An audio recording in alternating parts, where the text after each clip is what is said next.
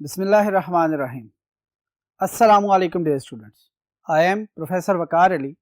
आज हम lecture number 4 chapter number 9 file handling में से डिस्कस करेंगे क्रिएटिंग टेक्स्ट फाइल्स। याद रखिएगा, जब भी हमने बात की थी कि जी रीड या राइट का मैकेनिज्म यूजिंग फाइलिंग करना शुरू करेंगे, तो याद रखिएगा हमें क्या करना पड़ेगा, टेक्स्ट फाइल्स क्रिएट करनी पड़ेगी। और टेक्स्ट फाइल्स को जब क्रिएट किया जा रहा होता है तो याद रखिए ये प्रोग्रामिंग के अंदर ही हम कुछ ऐसे फंक्शंस अप्लाई करते हैं जिसकी वजह से एक नई फाइल ऑटोमेटिकली क्या हो जाती है, क्रिएट हो जाती है। अब कहते हैं फाइल जब क्रिएट की जाती है तो कहते हैं उसके लिए कुछ मेथड्स की जरूरत पड़ती है, कुछ वेज की जरूरत पड़ती है। और कहता है कि जी जब हम C++ के अंदर टेक्स्ट फाइल्स को क्रिएट कर रहे होंगे तो हमारे पास दो डिफरेंट वेज होंगे जिनके जरिए हम टेक्स्ट फाइल्स को क्रिएट कर सकते हैं। एक जो कि हम बार बार पढ़ते आ रहे हैं वो क्या है, आपका ओपन फंक्शन, ठीक है, जिसके जरिए हमने कहा था कि जी हम फाइल को एसोसिएट करते हैं किसी भी ऑब्जेक्ट के साथ, किसी भी स्ट्रीम के साथ, और फिर उस स्ट्रीम के थ्रू हम या तो रीड करते हैं या फिर फाइल में कुछ राइट करते हैं। इसके अलावा आज हम एक नई चीज भी पढ़ेंगे, विदाउट यूजिंग ओपन एक टेक्स्ट फाइल को क्रिएट कर सकते हैं, उसके साथ एसोसिएशन डेवलप कर सकते हैं, उसके अंदर रीड और राइट कर सकते हैं। लेकिन याद रखें, हम जब भी रीड की बात करेंगे तो इसका मतलब है कि पहले से फाइल मौजूद है, यानी कि वो एग्जिस्टिंग फाइल होगी जो कि पहले से एग्जिस्ट कर रही है और हमने सिर्फ उसके कंटेंट्स को क्या करना है, रीड करना है। लेकिन राइट करते हुए हमारे पास दो डिफरेंट पॉसिबिलिटीज आ सकती हैं। हम क्या कर सकते हैं, एक नई फाइल क्रिएट कर सकते हैं, ठीक है, अगर पहले से वो उस जगह पे मौजूद नहीं है, या फिर अगर पहले से मौजूद फाइल है तो उसको भी क्या कर सकते हैं, राइट कर सकते हैं, उसको भी जो कंटेंट्स हैं मॉडिफाई कर सकते हैं, अपेंड कर सकते हैं, ट्रंकेट कर सकते हैं। ये सारे के सारे जो उनसे मेथड्स हैं ये अप्लाई किए जा सकते हैं। यहां पे हमें फिर पता चला कि अब हम जो टेक्स्ट फाइल्स को क्रिएट करेंगे वो यूजिंग टू डिफरेंट मेथड्स करेंगे, एक यूजिंग ओपन फंक्शन और एक विदाउट यूजिंग ओपन फंक्शन। इसमें हम बेसिकली क्या करते हैं, पैरामीटराइज्ड करते हैं, आर्गुमेंट्स को यूज करते हैं with the object of the class, ठीक है। ये हम इस्तेमाल, दोबारा रिपीट कर रहा हूं, ये पिछली लाइन काटेगा। दूसरा मेथड हम इस्तेमाल करेंगे विदाउट यूजिंग ओपन फंक्शन, जिसमें हम जब हम किसी क्लास का ऑफ स्ट्रीम, इफ स्ट्रीम या एफ स्ट्रीम का कोई ऑब्जेक्ट क्रिएट करेंगे तो उसी के साथ कुछ पैरामीटर्स देंगे जिसकी वजह से आपकी नई टेक्स्ट फाइल क्रिएट हो जाएगी। यहां तक बात क्लियर होगी। अब हम मूव करते हैं टुवर्ड्स नेक्स्ट बोर्ड और पहला मेथड जो है उसको डिस्कस करते हैं। आए चलते हैं नेक्स्ट बोर्ड की तरफ। जी डियर स्टूडेंट्स, अब हम देखेंगे कि हम ओपन फंक्शन को यूज करते हुए कोई नई फाइल क्रिएट करते हैं, टेक्स्ट फाइल, और वो कैसे क्रिएट होती है, कहां जाके स्टोर होती है, किस तरह उसे हम देख सकते हैं, किस तरह उसके कंटेंट्स को देखा जा सकता है। देखते हैं एग्जांपल के थ्रू, डायरेक्ट एग्जांपल के थ्रू, ताकि हम ज्यादा बेहतर और प्रैक्टिकल अप्रोच के साथ उसे देख सकते हैं। फॉर एग्जाम्पल यहाँ पे एक प्रोग्राम बनाया हुआ है जिसमें क्या हो रहा है, सिंपल सा एक काम है कि एक ऑब्जेक्ट क्रिएट होगा, किस क्लास का, ऑफ स्ट्रीम क्लास का, फिर उसको ओपन करेंगे, एक फाइल एसोसिएट करेंगे, उसके अंदर कुछ राइट करेंगे और उस फाइल को क्या कर देंगे, क्लोज कर देंगे। देख लें, सबसे पहले हमने क्या किया, वही iostream.h, देन conio.h, और फिर आप देखें एक नई फाइल ऐड की है जिसका नाम है fstream.h, जो कि फाइल्स के साथ आपकी स्ट्रीम बनाने के लिए हेल्पफुल होती है। अब एफ स्ट्रीम के अंदर हमने बात क्या की थी, ये इनहेरिट हो रही होती है किन दो क्लासेस से, इफ स्ट्रीम से और ऑफ स्ट्रीम से। लिहाजा आप इफ स्ट्रीम की बात करें या फिर ऑफ स्ट्रीम की बात करें, आपके दोनों के दोनों फंक्शंस जो से हैं वो एफ स्ट्रीम अपने अंदर समो रहा होता है। लिहाजा हम एफ स्ट्रीम को ही इस्तेमाल कर लेते हैं। यहां पे आगे आए मेन फंक्शन स्टार्ट किया। मेन फंक्शन के अंदर आप देखें हमने क्या किया, एक ऑफ स्ट्रीम का ऑब्जेक्ट क्रिएट किया जिसका नाम क्या था, माई फाइल। इसका मतलब है माई फाइल एक ऐसा ऑब्जेक्ट है जो कि क्या कर रहा होगा, ऑफ स्ट्रीम को यूज करेगा, जो कि फाइल के अंदर कुछ ना कुछ राइट करने के लिए इस्तेमाल किया जाएगा। फिर क्या किया, उस माई फाइल को जो कि ऑफ स्ट्रीम का एक ऑब्जेक्ट है उससे ओपन करवाया, यानी कि एक लिंक एस्टेब्लिश करने लगे हैं with the file with the object. File का ऑब्जेक्ट के साथ एक लिंक, एक एसोसिएशन डेवलप होने लगी है। कहता है हमने क्या किया, यहां पर example1.txt लिखा विद इन डबल कोट्स। अब जरा याद कीजिएगा हमने क्या कहा था, ऑफ स्ट्रीम क्लास का अगर हम ऑब्जेक्ट बना रहे हैं तो उसका डिफॉल्ट मोड पहले से एग्जिस्ट करता है iOS : out। लिहाजा यहां पर हमने क्या किया है, कोई भी मोड नहीं लिखा। अब जरा गौर करें यहां पर क्या हो, कहते हैं ये जो मैंने लाइन लिखी है ना रेड के अंदर, myfile.open, और क्या कह रहा है example1.txt, इसका मतलब है एक नई फाइल क्रिएट हो रही है जिसका नाम क्या है example1, और इसकी एक्सटेंशन क्या है txt। ये एक टेक्स्ट फाइल, नोटपैड की फाइल क्रिएट हो जाएगी। कहां पर, ये बड़ा इंपॉर्टेंट है, कहां पर क्रिएट होगी, कहते हैं जहां पे आपका प्रोग्राम पड़ा हुआ। प्रोग्राम कहां पे पड़ा हुआ है, कहते हैं सी के अंदर। सी के अंदर किस जगह पे, अब मैं पूरा पाथ अगर लिखूं इसको कमेंट करके तो कहता है इसका जो पाथ बनेगा वो बनेगा सी के अंदर एक फोल्डर होगा BC यानी कि बोल्ड एंड सी का, इसके अंदर एक फोल्डर होगा बिन का, और बिन के अंदर आपकी एक फाइल बन जाएगी जिसका नाम क्या होगा example1.txt। यहां तक बात क्लियर होगी। इसका मतलब क्या है कि आपके जितने भी प्रोग्राम होते हैं वो बाय डिफॉल्ट कहां स्टोर होते हैं, सी के अंदर BC का फोल्डर है, BC के अंदर आपका बिन का फोल्डर है, और बिन के अंदर आपके वो तमाम की तमाम फाइल्स जो कि प्रोग्राम से रिलेटेड होती हैं वो स्टोर होती हैं। यानी कि अगर C++ की फाइल है, CPP एक्सटेंशन वहां पे होगी, उसका जो ऑब्जेक्ट फाइल जनरेट होगी वो वहां पर होगी, आपकी जो एग्जीक्यूटेबल फाइल होगी वो भी कहां की होगी, वो भी आपके बिन के फोल्डर के अंदर पड़ेगी। यहां तक बात क्लियर होगी। अब यानी कि ये जो स्टेटमेंट है जो कि लिखी हुई है myfile.open, ये क्या कर रही है, ये एक लिंक भी स्टैब्लिश कर रही है और एक नई फाइल क्रिएट कर रही है जिसका नाम क्या है example1.txt।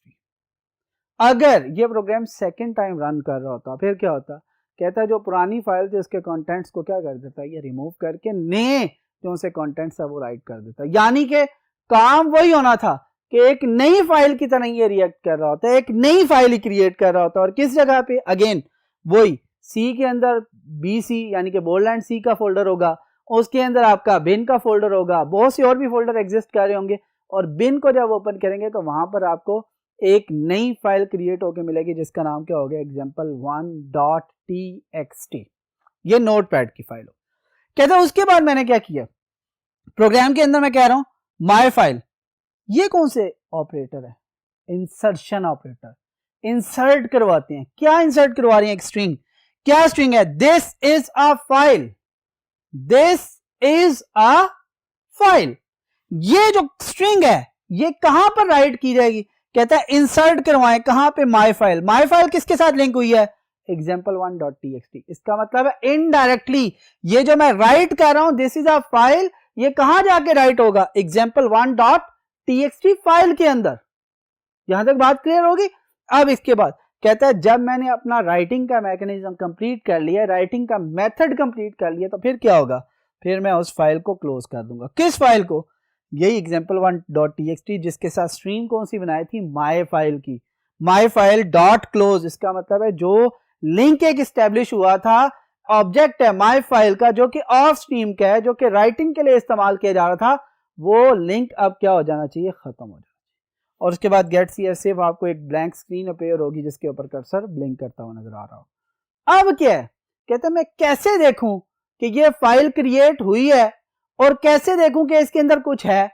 तो कहता है सबसे पहले आप सी ड्राइव को ओपन करें। सी ड्राइव के अंदर आपके पास बोल्ड एंड सी का फोल्डर या BC का फोल्डर होगा, या सम टाइम BC के साथ आपका जो वर्जन होता है आपका वो भी लिखा होगा। जैसे BC 5.0 है तो 5 लिखा होगा, BC 4 है तो 4 लिखा होगा, इस तरह BC 5 या BC लिखा होगा। फिर उसके अंदर बिन का फोल्डर होगा, बिन के अंदर जैसे ही आप आएंगे तो आपको एक example1.txt उधर फाइल बनी हुई नजर आ जाएगी। आप जैसे ही उसे डबल क्लिक करेंगे, याद रखिएगा क्या करेंगे, double click,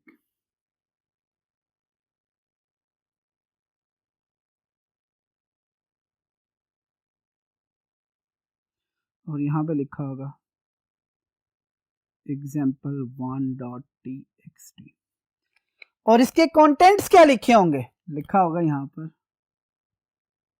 this is a file.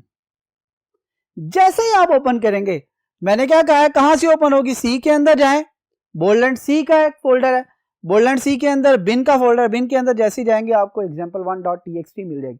Double click करके ओपन करेंगे, ये इस तरह की एक नोटपैड की फाइल ओपन होगी जिसके अंदर आपके पास क्या लिखा हुआ, दिस इज अ फाइल लिखा हुआ नजर आ रहा होगा। यहां तक बात क्लियर होगी। अब यहां पे देख लें कि जो हम टेक्स्ट फाइल क्रिएट कर रहे हैं उसके लिए जो मेन मेथड इस्तेमाल हो रहा है, मेन जो स्ट्रीम इस्तेमाल हो रही है, मेन जो आपकी स्टेटमेंट इस्तेमाल हो रही है, वो ये वाली स्टेटमेंट है। यानी कि ये वो स्टेटमेंट है जो कि क्या कर रही है, एक टेक्स्ट फाइल को क्रिएट कर रही है और फिर लिंक भी कर रही है किसके साथ, वो ऑब्जेक्ट जो कि ऑफ स्ट्रीम का है, जिसका नाम क्या है, माय फाइल। यहां तक बात क्लियर होगी, कोई इश्यू तो नहीं है। कहता है ये तो हमें वो टेक्स्ट फाइल नजर आ रही है, आउटपुट स्क्रीन पे क्या नजर आएगा, मैंने पहले बताया आउटपुट स्क्रीन का आपकी ब्लैंक होगी और उस ब्लैंक के ऊपर आपको सिर्फ व्हाइट कलर में एक कर्सर ब्लिंक करता हुआ नजर आएगा, इसके अलावा आपको कुछ नजर नहीं आएगा। हाँ, आप ये काम कर सकते हैं कि गेट ch ना लगाएं, आपकी स्क्रीन अपेयर होके खुद ब खुद क्या हो जाएगी, क्लोज हो जाएगी और आप जाके सी के अंदर bc के अंदर बिन के अंदर example1.txt को ओपन करें तो आपको नजर आएगा दिस इज अ फाइल। यहां तक बात क्लियर होगी। ये देख लें, हमने ओपन फंक्शन के जरिए क्या किया, एक टेक्स्ट फाइल को क्रिएट किया है और फिर उसके अंदर हमने कुछ राइट किया और एट द एंड उस फाइल को क्लोज कर दिया। यानी कि यहां से हमें दो तीन चीजें समझ आती हैं। वो क्या है, जब भी हमने फाइल को ओपन करना है तो एक लिंक एस्टेब्लिश करना है, उस फाइल को ओपन करने के बाद हम क्या कर रहे हैं, उसके अंदर कोई रीड या राइट करते हैं और एट द एंड क्या करते हैं, फाइल को क्लोज कर देते हैं। यहां तक बात क्लियर होगी।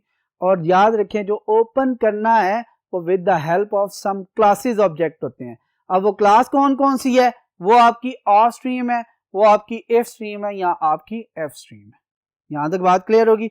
अगर आपने राइट करना है तो ऑफ स्ट्रीम, अगर आपने रीड करना है तो एफ स्ट्रीम। अगर आप दोनों काम साथ साथ करना चाह रहे हैं कि रीड और राइट, तो फिर बेस्ट आपका क्या है कि एफ स्ट्रीम का एक ऑब्जेक्ट क्रिएट कर लें जो कि रीडिंग के लिए भी इस्तेमाल हो सके, जो कि राइटिंग के लिए भी इस्तेमाल। यहां तक बात क्लियर होगी। अब यहां भी हमें समझ आ गया कि हम ओपन जो फंक्शन इस्तेमाल करते हैं उसका बेसिक पर्पस क्या है, कोई ना कोई टेक्स्ट फाइल को क्रिएट करना।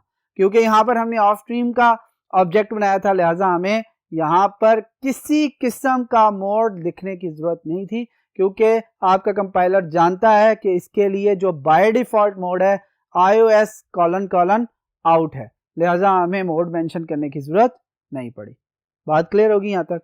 उम्मीद है कि ये आपको जो सा टेक्स्ट फाइल क्रिएट करने का मेथड है ये समझ आ चुका होगा।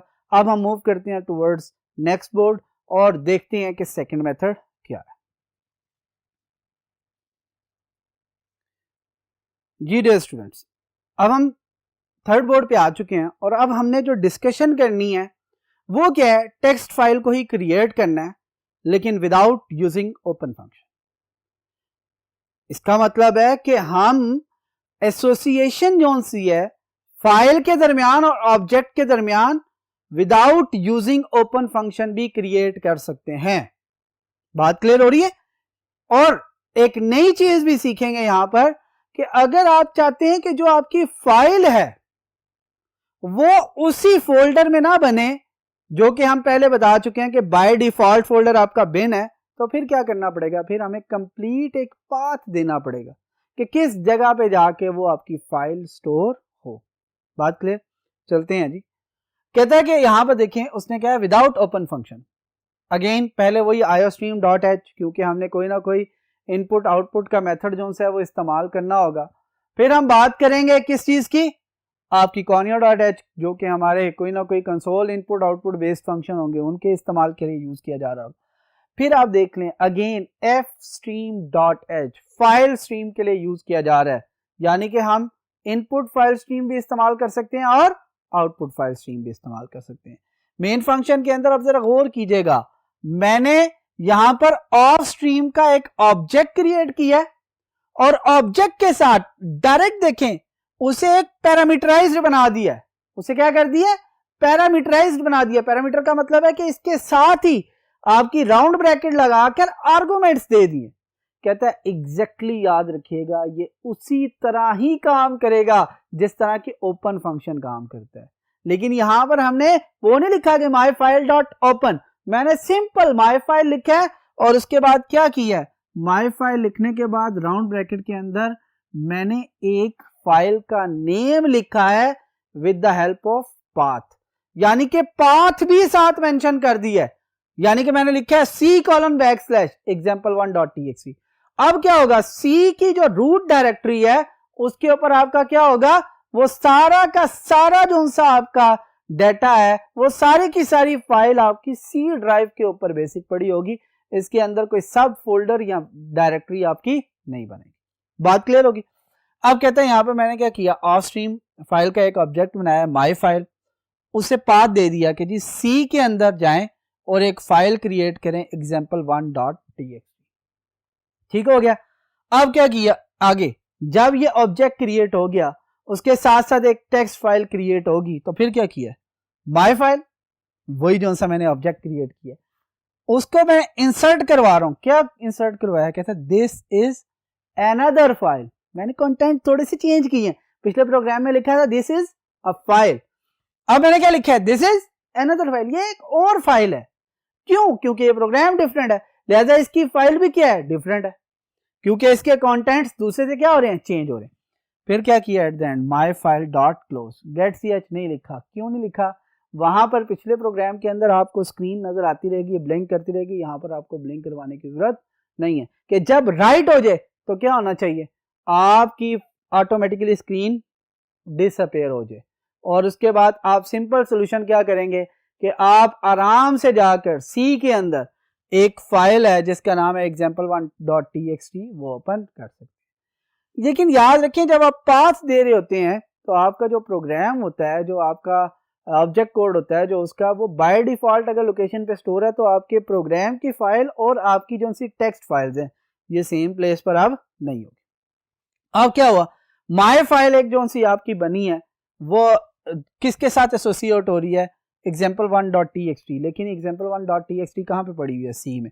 अगर फॉर एग्जांपल इस सी की जगह मैं लिख दूं डी, तो ये कहां बन जाएगी, डी के अंदर। यानी कि जैसे जैसे मैं पाथ को चेंज करता जाऊंगा, क्या करता जाऊंगा, पाथ को चेंज करता जाऊंगा, तो ऑटोमेटिकली आपकी जो फाइल की लोकेशन है वो भी क्या हो जाएगी, चेंज हो जाएगी।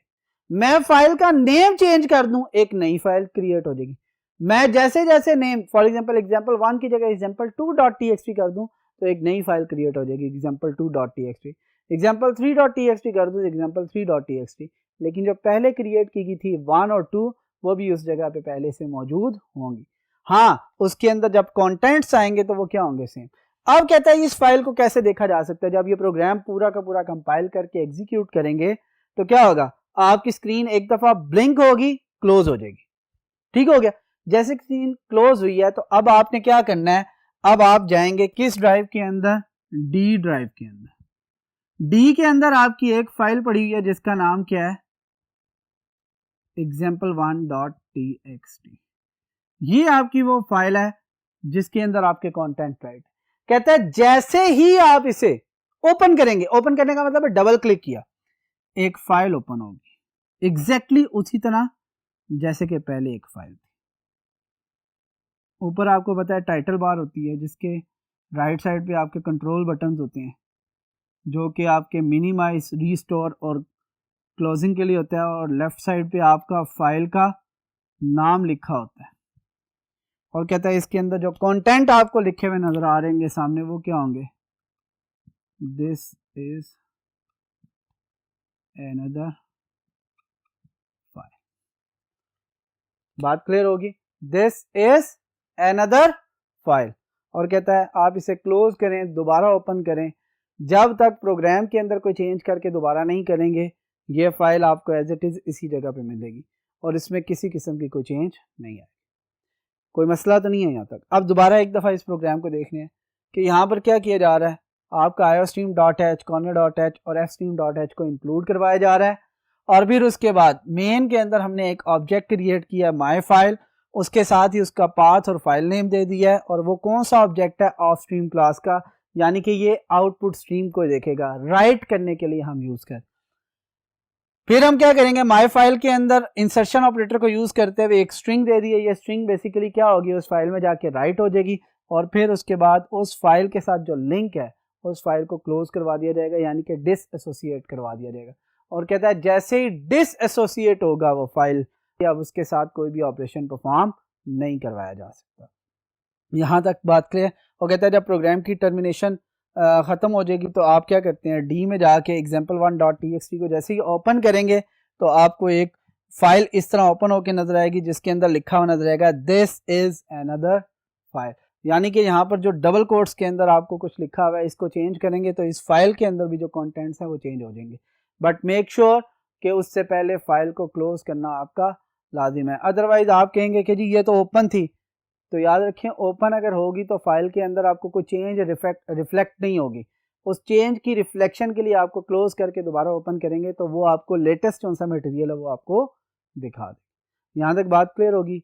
इस लेक्चर के अंदर हमने देखा है कि जी हम टेक्स्ट फाइल्स को क्रिएट कैसे करते हैं, और टेक्स्ट फाइल की क्रिएशन के लिए मैंने पहले कहा था कि जी राइट करना, फाइल के अंदर आउटपुट करना ज़रूरी है। ये नहीं है कि हम रीड करते हुए नई फाइल क्रिएट करें, रीड करते हुए कभी भी नई फाइल क्रिएट नहीं होती। रीड करने के लिए हमेशा याद रखिएगा फाइल का पहले से एग्जिस्ट होना ज़रूरी है, क्योंकि हमें जब कहा जाता है कि रीड करें तो पहले एग्जिस्ट कर रही होती है फाइल तो हम रीड कर सकते हैं, अदरवाइज इस फाइल को रीड नहीं कर सकते।